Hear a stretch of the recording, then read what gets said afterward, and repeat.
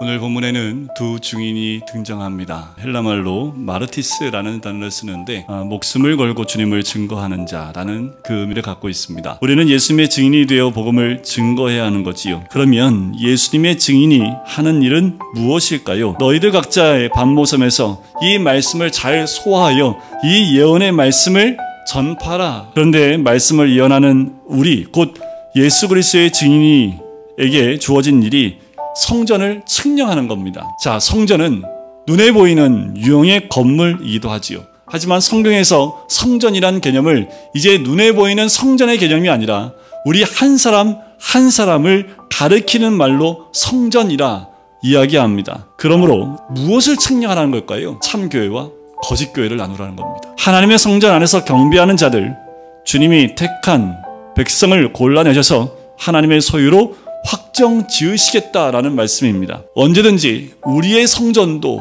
고난 가운데 무너질 수 있습니다. 하지만 주님 반드시 약속하신 것은 다시 회복시키겠다라는 거지요. 2절을 보면 성전 앞마당은 측량하지만 바깥마당은 측량하지 말고 그냥 들어갑니다. 왜요? 이방인에게 주셨기 때문이라고 그래요. 오늘 이 본문에서 말하는 유대인이나 이방인의 그 개념은 영적으로 보면 교회에 다녀도 그죠?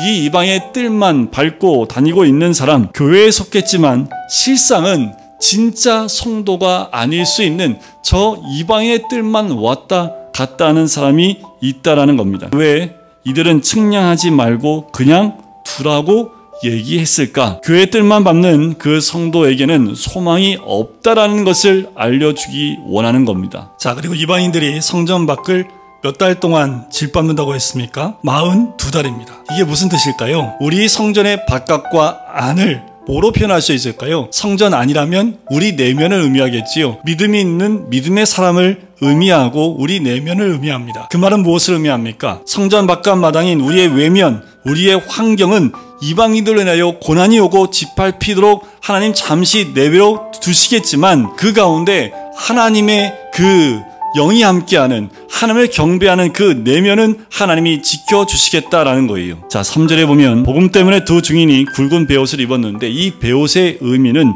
회개를 상징합니다. 우리가 말씀을 예언할 때 회개하는 모습을 보이는 것이 증인의 태도입니다. 다시 말씀을 드리면 성도는 하늘에 속한 신분이지만 이 땅에서 짓밟히면서 십자가를 잘 져야 한다라는 거예요. 4절에 보면 그들은 이 땅의 주 앞에 서 있는 두 감람나무와 두 촛대라고 얘기를 해요. 두 감람나무는 기름을 의미하고요. 그 기름을 부어 세상을 밝히는 두 촛대가 두 증인입니다. 회개의 권세로 예언하는 사람은 다른 사람에게 빛을 비추는 인생이 되는 줄 믿습니다. 5절에 보면 증인의 입에서 불이 나옵니다. 자, 이게 뭘까요? 곧 말씀을 의미합니다. 우리에게 가장 강력한 무기는 말씀이라는 거 우리에게 말씀해 주는 거지요. 6절을 보시면 그들이 권능을 가지고 하늘을 닫아 그 예언을 하는 날 동안 비가 오지 못하게 하고 또 권능을 가지고 물을 피로 변하게 하고 아무 때든지 원하는 대로 여러 가지 재앙으로 땅을 치리로다. 출애굽기와